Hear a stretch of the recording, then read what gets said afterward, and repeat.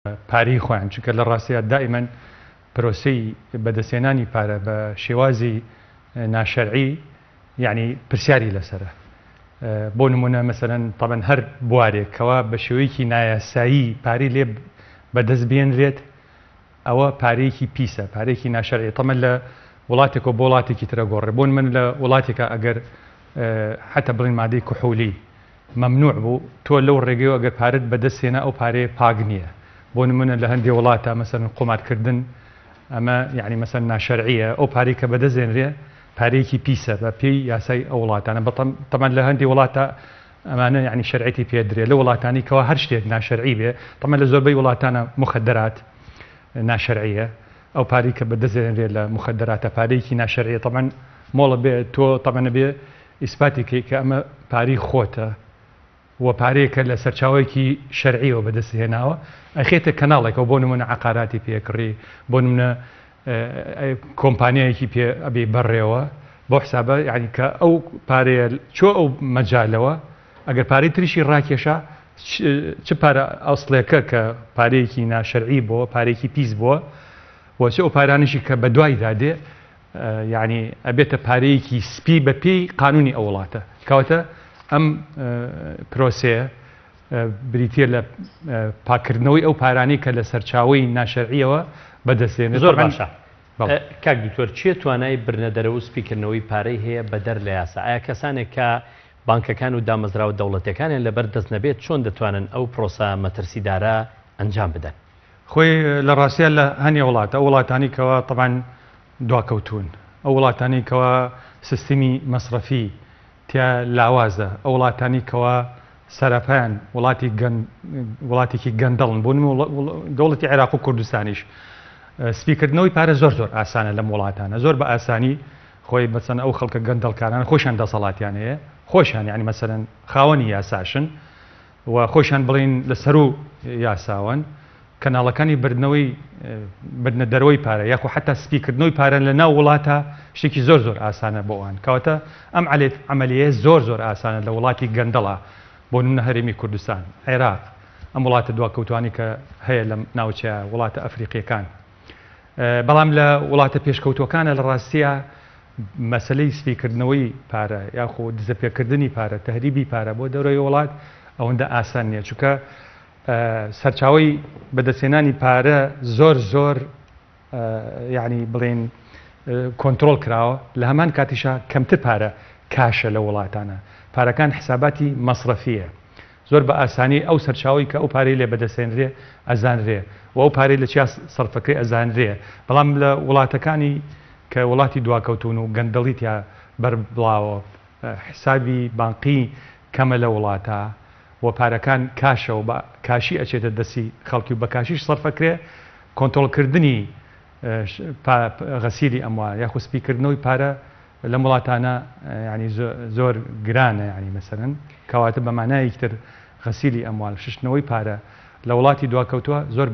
زۆر باشان دێتەنجام. بەڕێی سەنۆکو پسپۆڕێکی ئابووری بردنەدەرەوەی ئەو ڕێژە زۆرە لە پارە بۆ بانکەکانی دەرەوەی وڵات و ئونکردنی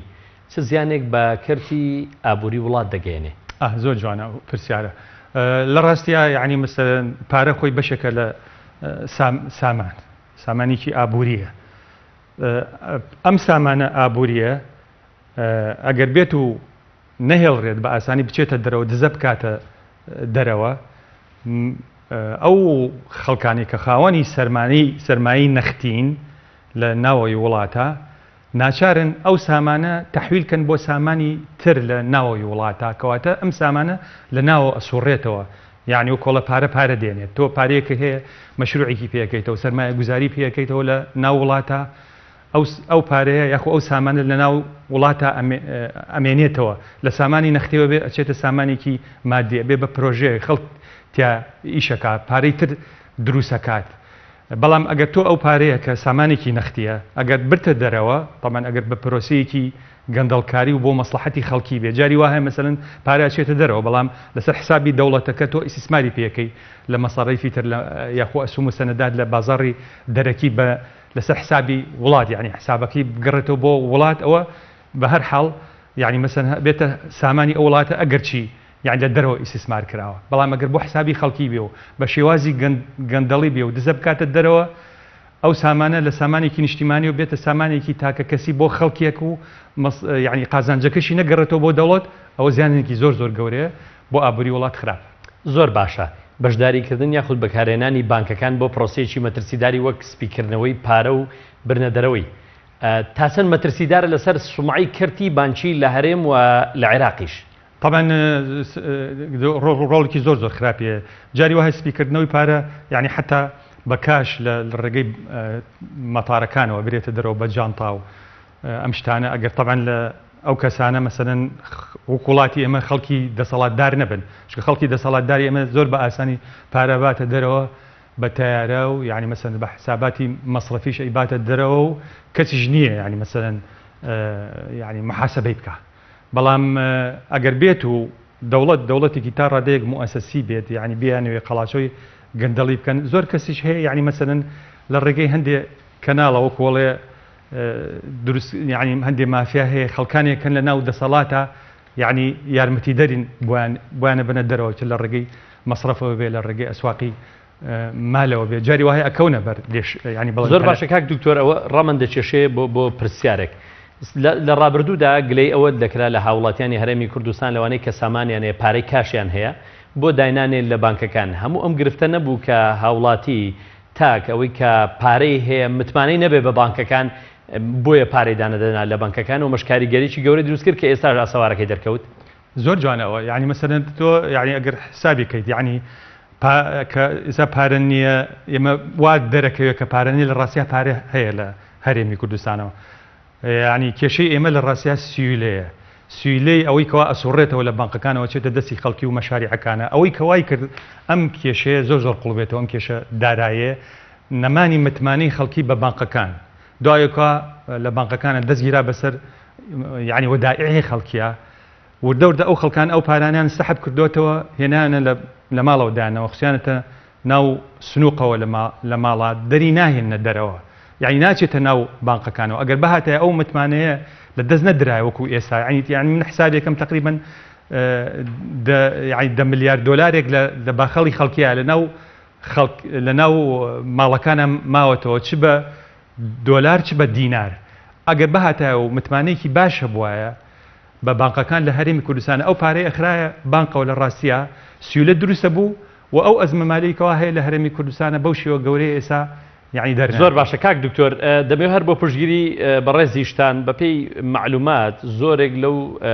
فرۆشگانی کە تایبەتن بە فرۆشتنی قاسە دەڵێن لەم 1-2 ساڵەی ڕابردوودا و تا ئێستاش زۆرترینە بابەتانەی فرۆشتیانن قاسە بۆ کاهوڵاتیان کڕیویانە دەمەوێت پرسیارشتر لە بەڕێزان بکەم چۆن جارێکی تر متمانە بۆ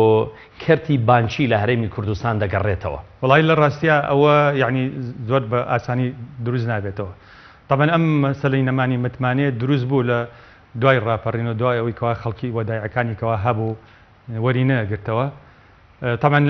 ئەو سەردەمە هەتاوەکو ساڵی 2003 یعنی خەڵک متمانەی بە بانکەکانە بە بانکەکان وەکو بەس سنووقیوا بۆ پارەی تێخرا و پارەی تێ هاتە دەرەوە یعنی تعاملی مەصرفی نەبوو لەگەڵ مەصرفەکانە لە هەرێمی کوردستان ساڵی 2003 دوایەکەوە یعنی پارە هاتە دەست حکوومەتی هەرێمی کوردستانەوە ئەو وەدایعانەکە خەڵک هەیە بۆ بەفائیدەکانیشەوە وەریان گرتەوە شتێک متمانە دروست بۆ لای خەڵکی کە پارە بخاتە بانکە و تعامل لەگەڵ بانقا بکە یعنی ئەو متمانەی تا ڕادەیە دروست بوو بەڵام ئەم 2 ساڵی ئەخیر دوای ئەوەی کەوا خەڵکەکان پاران دانەبوو لە بانکەکانە دەستی گیرا بەسەرا و پارەکانە نەتوانی ڕایکێشن ئەو متمانەیە لە دەست دەرچوودا جارێک تر و تا ئێستا طبعا ئەم بێ متمانەیە یعنی هەر ماوە و زۆری ئەوێ تاوەکو خەڵکی متمانە پیاکاتەوە بە بانکەکان لە هەمان کاتیشە لە ڕاستیە یعنی هینێکی سەنەدێکی یاسایی گەورە نییە لە هەرێمی کوردستان ئەوەی کە پارەی هەبوو لە بانکەکانە پارەی نەفەوتی هەتاوەکو ئەو سەنەدە یاسایە و ئەو سەنەدە ئیداریکەوە تۆ شعور بکەی دەسەڵات لەگەڵتایە بۆ ئەوەی کەوا ئەو حەقیکەوە هەتە پارەی خۆتە بیگەڕیتەوە بۆ خۆت و خەڵکی تر نەیخوات و دەسەڵات ئیسفادە لێ نەکات ئەو متمانەی ناگەڕێتەوە زۆر باشە دوپرسیارم لە بەڕێستان کاک دکتۆر برنەدەرەوەی پارە و سپیکردنەوەی بێگومان پرۆسێکی تاڵانیە و دزیکردنە لە سامانی گشتی و قۆڕەکردنێتی بۆ سامانی تایبەت. دەمەوێت بپرسم لە کاتێکدا ئێستا پەرلەمان و دەستگا پەیوەندیدارە شەرعیەکان پەک خراون، چۆن چ میکانیزمێک دەبێ حکوومەت هێرەمی کوردستان بیگرێتە بەر بۆ ڕوبەڕووبوونەوەی ئەم حاڵەتە و ئەم دیاردەیە؟ خۆ طبعا من لە ڕاستیە هیچ متمانم نییە بە ئەوەی کە پێوتری حکوومەتی هەرێمی کوردستان و من بە حکوومەتی نازانم لە ڕاستیە، چونکە حکوومەتی ئەگەر ینی پاڵپەش نەکرێ بە پەرلەمانەوە، پەرلەمان محاسبەی نەکاو لە ژێر چاودێری پەرلەمانە نەبێ ئەو حکوومەتە شەرعەتی لەدەستداوە. بە عملیش لە ڕاستیە ئەمە هەر ناوی حکوومەتە، چونکە حکوومەت دەبێت دیفاع لە مافی خەڵکی بکە، شتێک کە ناوی ئەو شتێک کە پێوتری حکوومەت و من بە حکوومەتی نازانم کە وکۆڵێ تعدا لەسەر ماڵ و مڵکی خەڵکیەکە و پارەی خەڵکیە بات و بەکارێنێ بۆ مەسلحەتی تایبەتی خۆی و ماڵ و مڵکی گشتی بەکارێنێ بۆ مەسلحەتی تایبەت و پرۆسی گەندەڵی پرۆسەیەکە لە ڕێگەی حکوومەتەوە ئەنجامە درێ لە هەرێمی کوردستانە لە ڕاستی ئەوە لە حقیقەت پێی ناوتری حکوومەت و هیچ نابێت دڵی خۆش بێ بەوەی کە پێوتری حکوومەت ئەم دەسەڵاتە لە هەرێمی کوردستانە دیفاع لە مافی خەڵکی کا ئەو مافی کەوا هەیەی کە پارەی خۆشیەتی بەشێکی ماڵ و مڵکی گشتیە، یعنی مەسەلەن مەفرۆزە بۆ من بگەڕێتەوە ئەو پارەی کەوا لە نەوت بەدەسێنرێ ئەی بن بۆ خۆیان و بۆ بەرژەوەندی تایبەتی خۆیان، حتا ئەوەشی کە بۆ بە پارەی خەڵک لە مەشروعەکانە یعنی مەسەلەن پارەی سەرف کردەوە حکوومەت ئێستا یعنی چەکی بێڕەسیدی بۆ سەرفەکات و یاخۆ استحقاقەکەی کەوا هەیەی نایداتەوە لە ڕاستی ئەمە یعنی تۆ نابێ اعتیمادی بکەیتە سەرەوە، نابێ لە غیابی پەرلەمانە تۆ متمانە بەو دەسەڵاتە هەبێ کە بەم شێوەیە تەسەڕوفەکە. بەڕێز پرۆفیسۆر دکتۆر محەممەد ڕەئوف سپۆڕی ئابووری و مامۆستای زانکۆ، زۆر سپاس بۆ بەڕێستان کە لە ستۆدیۆ لەگەڵمان بوون.